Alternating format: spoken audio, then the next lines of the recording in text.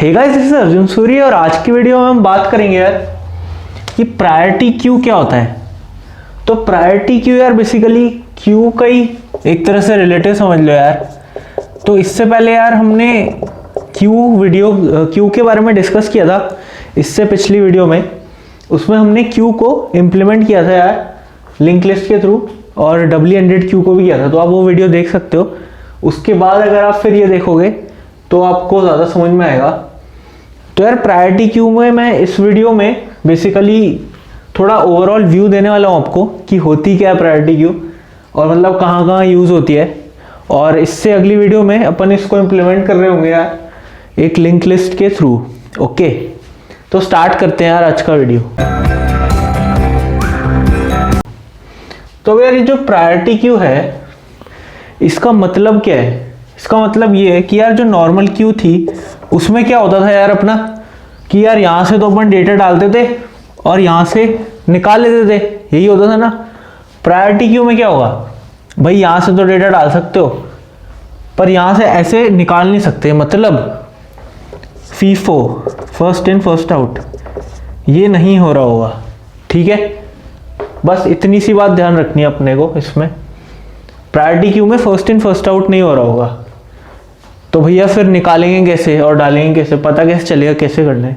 हाँ, तो उसी को एड्रेस करता है प्रायोरिटी क्यू। तो अब क्या होगा, आउट वही पहले होगा, मतलब निकलेगा पहले वही जिसकी प्रायोरिटी ज़्यादा होगी। अब प्रायोरिटी कैसे डिसाइड करेंगे? प्रायोरिटी तो थी ना अपने, जब अपन ने, अगर आपने क्यू वाला वीडियो देखा होगा तो हमने नॉर्मल नोड्स में क्या स्टोर किया था, अपना डेटा रहता था एक पार्ट पे और एक पार्ट पे यहाँ पे पॉइंटर रहता था नेक्स्ट वाला। ठीक है, यहाँ पे डेटा, यहाँ पे पॉइंटर था, यही था ना, और तो कुछ था नहीं। तो प्रायोरिटी तो है नहीं इसमें। तो अब इसको कैसे सॉल्व किया यार हमने इसमें? तो अब जो हमारा नोड होने वाला है उसमें एक और पार्ट और जुड़ेगा जो होने वाला है क्या, प्रायोरिटी। अब प्रायोरिटी क्या है? तो प्रायोरिटी कुछ नहीं यार, प्रायोरिटी बेसिकली आप समझ सकते हो कि प्रायोरिटी नंबर होने वाला है। वो प्रायोरिटी नंबर क्या होगा कि जैसे सपोज करो मैंने यहाँ पे 2 दे दिया, ठीक है।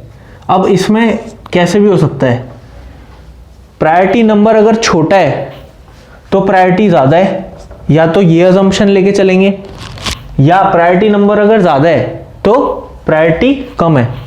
क्या मतलब कि यार जैसे प्रायोरिटी नंबर सपोज करो कि एक लिस्ट है 1 2 3 4 5, ये प्रायोरिटी नंबर है। इसका मतलब क्या है कि जिस भी नोड की 1 प्रायोरिटी होगी वो ज़्यादा प्रायोरिटी पे है और 5 जिसकी होगी वो कम प्रायोरिटी पे है। ठीक है, मतलब प्रायोरिटी नंबर अगर छोटा है तो ज़्यादा प्रायोरिटी है और अगर बड़ा है तो कम प्रायोरिटी है। और ऐसी भी अजम्पशन हो सकती है कि अगर आपका नंबर बड़ा है तो उसकी ज़्यादा प्रायोरिटी है। तो कैसे भी ले सकते हैं यार। तो अपन अभी ये अजम्पशन लेंगे कि प्रायोरिटी नंबर अगर छोटा है तो ज़्यादा प्रायोरिटी है उसकी। ठीक है, ओके। तो अब इसमें क्या करना है, प्रायोरिटी नंबर यहाँ पे 2 है, 1 और नेक्स्ट। तो ये अपने नोड का स्ट्रक्चर होने वाला है। अब जब अपन इम्प्लीमेंट करेंगे तो एक होगा प्रायोरिटी का कॉलम, एक होगा डेटा और एक होगा पॉइंटर। ठीक है, तो ऐसे प्रायोरिटी की ओपन बनाने वाले होंगे। ये बेसिकली एक नोड ऐसे बन रहा होगा। इम्प्लीमेंटेशन अगली वीडियो में देखेंगे यार कि कैसे बन रहा है, क्या बन रहा है। अभी इसका ओवरव्यू समझ लो। ठीक है, तो अब इसमें डालेंगे कैसे डेटा और निकालेंगे कैसे। तो सपोज करो यार जैसे अपन नॉर्मल लिंक लिस्ट से बनाते थे तो क्या करते थे, ये हो गया, ये सपोज करो खाली एक नोड की लिस्ट है, यहाँ पे 2 है, यहाँ पे ये नेक्स्ट को पॉइंट कर ही रहा है। ठीक है, और ये हेड है।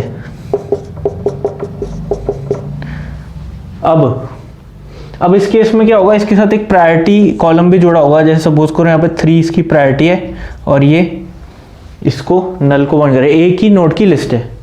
अब इसमें यार 2 तरीके हैं। 2 तरीके क्या हैं कि यार पहले आप समझ लो वो 2 तरीके हैं क्या, कि या तो आप पुश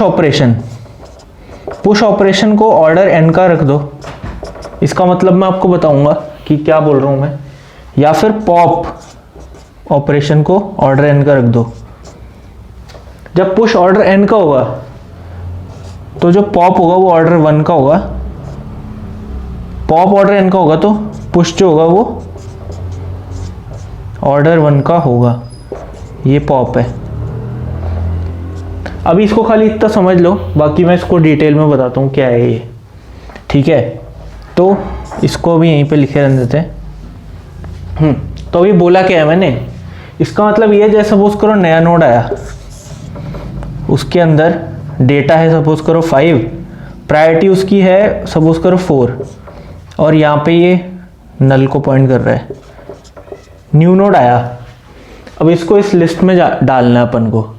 ठीक है, तो अब अपन लेके चल रहे हैं कि यार जो पुश है वो ऑर्डर एन का अपन रखेंगे और पॉप ऑर्डर 1 का। मतलब कि यार जब अपन पुश कर रहे होंगे ना एलिमेंट को, मतलब जब इस नोड को इस लिस्ट में डाल रहे होंगे, तब डालते टाइम ही हम देख लेंगे कि यार किसकी प्रायोरिटी ज़्यादा है, उसको अपन हेड पे रखेंगे। मतलब समझते हैं। हाँ, तो मैं अजम्पशन लेके चल रहा हूँ ये वाली, पुश होगा ऑर्डर एन पे और पॉप होगा ऑर्डर 1 पे। मतलब जब अपन इस एलिमेंट को डाल ही रहे होंगे ना, तो डालेंगे ही ऐसे कि जो पॉप होगा वो ऑर्डर 1 से ऑर्डर 1 पे होगा। अब देखो, अब ये यहाँ पे जुड़ने वाला है, तो मैंने क्या बोला था, प्रायोरिटी नंबर जिसका लो होगा उसकी प्रायोरिटी ज़्यादा होगी। तो मतलब ये प्रायोरिटी ज़्यादा है और ये प्रायोरिटी कम है, तो ये जो है ये आगे जाके जुड़ेगा। समझ रहे हो? मतलब ये यहाँ पे जुड़ जाएगा ऐसे 5, 4 और ये नल, और ये इससे जुड़ेगा। ठीक है, ये लिस्ट बन गई। तो अब इस लिस्ट में देखो, अगर मैं इसमें बोलूँ कि मेरे को हाईएस्ट प्रायोरिटी वाला नंबर चाहिए, मतलब पॉप कराना है, ठीक है, और मेरे को वो ऑर्डर 1 में चाहिए, तो क्या वो हो रहा है? भाई इसमें और इसमें प्रायोरिटी इसकी ज़्यादा है, इसकी, तो मैं खाली हेड का डेटा रिटर्न करवा दूंगा तो वो मेरा पॉप हो जाएगा। मतलब कि हेड को आगे खिसका के इसको डिलीट करके डेटा रिटर्न करवा दूंगा और वो पॉप हो जाएगा। ठीक है, तो ऑर्डर 1 में हो रहा होगा वो। और देखते हैं, अब सपोज करो यार एक और कोई नोड आया, इसको सपोज करो 5 ले लो या 6 ले लो। ठीक है, एक और नोड आया, उसका डेटा था 12, ठीक है, और उसका जो प्रायोरिटी थी सपोज करो क्या है, इसके बीच में ले लो 5, और ये नल को पॉइंट कर ही रहा है। ठीक है, अब देखो, अब इसको इससे कंपेयर करो, भाई इसकी प्रायोरिटी ज़्यादा है तो ये हेड पे रहेगा। इसको इससे कंपेयर करो, इसकी प्रायोरिटी ज़्यादा है क्योंकि 5 इज ग्रेटर देन 6 होने वाला है यहाँ पे, क्योंकि प्रायोरिटी नंबर इसका छोटा है तो इसकी प्रायोरिटी ज़्यादा है। इसका मतलब ये जो नोड है ये इन दोनों के बीच में जाके लगेगा। समझ रहे हो? तो ये यहाँ से ऐसे और ये ऐसे। थोड़ा आपको अभी कॉम्प्लेक्स लग रहा होगा, बट कोई बात नहीं, अगली वीडियो में यार अपन इसको इम्प्लीमेंट कर रहे होंगे तब आपको अच्छे से समझ में आ जाएगा। ठीक है, तो ये ऐसे लिस्ट बन गई। तो अब इसमें होगा क्या, अब वापस मैंने बोला मेरे को सबसे हाईएस्ट प्रायोरिटी वाला नंबर दो, तो वो ये है, तो हेड का डेटा मैं यहाँ से डिलीट करा के फेच करा दूंगा। अब मैंने बोला वापस से पॉप करो, तो हेड अब यहाँ पे यहाँ आ चुका होगा, वापस से मैं इसको डिलीट करा के और फेच करा दूंगा। तो पॉप ऑपरेशन तो ऑर्डर 1 पे ही हो रहा है, और पुश ऑपरेशन ऑर्डर एन क्यों लिखा है मैंने? ऑर्डर एन इसलिए लिखा है कि मैक्स टू मैक्स क्या होगा यार, कि जो नया नोड आया है वो सबसे एंड पे जाके जुड़ रहा होगा। भाई नया नोड अब सपोज करो आया 13 और सपोज करो 12 या 10 ले लो, 10 उसकी प्रायोरिटी है और ये नल है। ठीक है, अब जब ये जुड़ेगा तो सबसे एंड पे जुड़ेगा। भाई 3 इससे मतलब इसकी प्रायोरिटी ज़्यादा है इससे, तो आगे बढ़ेगा। इसकी प्रायोरिटी ज़्यादा है इससे, आगे बढ़ेगा। 6 की प्रायोरिटी ज़्यादा है इससे, तो आगे बढ़ेगा, और ये एंड में जाके जुड़ रहा होगा। तो पुश क्या हुआ, ऑर्डर एन। ठीक है, एक तो ये तरीका है प्रायोरिटी को इम्प्लीमेंट करने का विद लिंक लिस्ट। इसको यार हीप से भी इम्प्लीमेंट कर सकते हैं, उसको भी अगर अपना बनेगा तो देख सकते हैं बाद में। ठीक है, उसके लिए हीप का अपन को पहले पढ़ना पड़ेगा, फिर ही देख पाएंगे, तब ज़्यादा अच्छे से समझ में आएगा। अब एक ये है कि यार पॉप हो जाए ऑर्डर एन पे और पुश हो जाए क्या ऑर्डर वन पे। मतलब कि पुश तो मैं नॉर्मली करवा रहा हूँ, मतलब जैसे ये लिस्ट है, ठीक है, ऐसे नल कोई डेटा आया उसको मैं यहीं पे लगवा रहा हूँ, ये हेड था पहले, कोई नया डेटा आया उसको मैं आगे ही लगवा रहा हूँ और हेड पीछे खिसकाते जाऊंगा। तो ये पुश तो ऑर्डर वन पे हो रहा है। पर जब पॉप करना होगा तब कैसे करेंगे? तब कुछ नहीं करेंगे, एक पूरा ट्रेवर्स लगाना पड़ेगा, उसमें देखेंगे कि यार किसका प्रायोरिटी नंबर सबसे कम है, क्योंकि उसकी प्रायोरिटी सबसे ज़्यादा है, तो उसको लगा के देख लेंगे। जैसे ही वो मिला वहाँ से फिर उसको डिलीट करवा देंगे लिंक लिस्ट से और रिटर्न करवा देंगे। तो इस केस में पॉप हो गया ऑर्डर एन और पुश क्या हो गया ऑर्डर वन। ठीक है, तो ये तरीके हैं यार। तो अपन मोस्ट प्रोबेबली इस तरीके से जो पहले मैंने बताया पॉप वन और पुश ऑर्डर एन से अगली वीडियो में इम्प्लीमेंट कर रहे होंगे इसको, और फिर देखते हैं यार कैसे रहता है। और समझ में आना चाहिए अपन को, आ जाएगा वैसे तो, ज़्यादा मुश्किल नहीं है। ठीक है, तो ये थोड़ा सा मेरे को बताना था। इसके अलावा यार प्रायोरिटी की अब बोलेंगे यार कि पढ़ते क्यों हैं हम, क्यों पढ़े, क्यू हो तो गया, एक डी क्यू भी हो गया, सर्कुलर क्यू भी रहता है, तो ये क्या है प्रायोरिटी क्यू, क्या करे? तो यार अगर अपन रियल लाइफ में भी देखें तो कहीं पे भी क्यू यूज़ होती है, ठीक है, तो वहाँ पे अपन ऐसे नहीं कर सकते कि यार जो पहले आया उसको ही पहले सर्व करेंगे, हमेशा नहीं कर सकते, मोस्टली अपन कर सकते हैं। क्योंकि यार अगर किसी हॉस्पिटल की क्यू है और किसी भी केस पे कोई ज़्यादा क्रिटिकल है, ठीक है, तो ये थोड़ा हाइपोथेटिकल एग्जांपल है बट समझने के लिए सही है, तो उसको अपन पहले प्रायोरिटी दे रहे होंगे जो भी थोड़ा सीरियस केस होगा। तो इधर भी ये होगा यार, प्रायोरिटी क्यू बेसिकली उसके एप्लीकेशन बहुत सारे हैं यार। तो डाइक्स्ट्राज एल्गो है, प्रिम्स एल्गो रहेगा, ये बेसिकली ग्राफ की एल्गोरिदम रहती है, हुफमान कोडिंग भी रहेगा, ये ट्रीज में अपन पढ़ रहे होंगे। ठीक है, बाकी हीप सॉर्ट वगैरह में भी इसका काम आता है, बट मेनली जो एक्चुअल इम्प्लीमेंटेशन होता है ना प्रायोरिटी की, उसका वो ऑपरेटिंग सिस्टम साइड पे ज़्यादा होता है। जब आप ऑपरेटिंग सिस्टम पढ़ोगे तो उसमें आपकी प्रायोरिटी एल्गोरिदम्स वगैरह पढ़ोगे, ठीक है, LRU कैशे वगैरह पढ़ोगे, राउंड रॉबिन एल्गोरिदम्स होती है, तो उसमें आपका प्रायोरिटी क्यू बहुत ज़्यादा इंपॉर्टेंस प्ले करता है। ठीक है, तो मेन यही होता है इसका यार कि ऑपरेटिंग सिस्टम में काफ़ी काम आ रहा होता है अपना प्रायोरिटी क्यू। इसके अलावा यार एक एग्जांपल मैं दे सकता हूँ, मतलब बहुत ही हाई लेवल एग्जांपल है। ठीक है, जैसे सपोज करो ये प्रोसेस है, ये P1, ये रिसोर्स यूज़ कर रही है R1,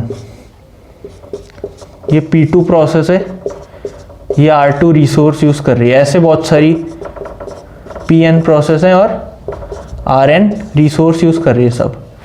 ये ना राउंड रॉबिन फैशन में ऑपरेटिंग सिस्टम मतलब इनको चला रहा है। ठीक है, ऐसे ही हाइपोथेटिकल सिचुएशन। राउंड रॉबिन क्या है कि भाई सबसे पहले सपोज करो कि 10 यूनिट की प्रोसेस है, तो 2 यूनिट ये चलेगा, 2 यूनिट ये, 2 यूनिट ये, 2 यूनिट ये, फिर उसके बाद 4 यूनिट ऐसे चलेगा। मतलब थोड़ा ये, थोड़ा ये, थोड़ा ये, थोड़ा ये, फिर थोड़ा ये, थोड़ा ये, ऐसे ऐसे राउंड रॉबिन में चलता रहेगा। अब सपोज करो कि ये रिसोर्स डाउन हो गया, ये प्रोसेस तो चल नहीं रहा। अब ऐसे थोड़ी कंप्यूटर की यार राउंड रॉबिन चलाते रहेगा, ये तो चल ही नहीं रहा है, कहीं तो कुछ तो, मतलब ये बहुत ही हाइपोथेटिकल भी बोल सकते हो आप और हाई लेवल है। ठीक है, बाकी और इसके अंदर जब अपन घुसेंगे तो काफ़ी सारी चीज़ होती है। तो कहीं तो कंप्यूटर को सिग्नल जा रहा होगा कि यार R2 इज़ डाउन, तो देखो जाके कि यार R2 डाउन क्यों है, प्रोसेस चल नहीं रहा है अपना। तो वो कंप्यूटर आके चेक करेगा, R2 को चलाएगा और फिर उसके बाद ऐसे होगा। तो उस केस में क्या हो रहा होगा कि यार इस प्रोसेस की प्रायोरिटी बढ़ रही होगी, कहीं ना कहीं बैकग्राउंड में इसकी प्रायोरिटी बढ़ रही होगी। बाकी इसमें और भी चीज़ें होती है यार।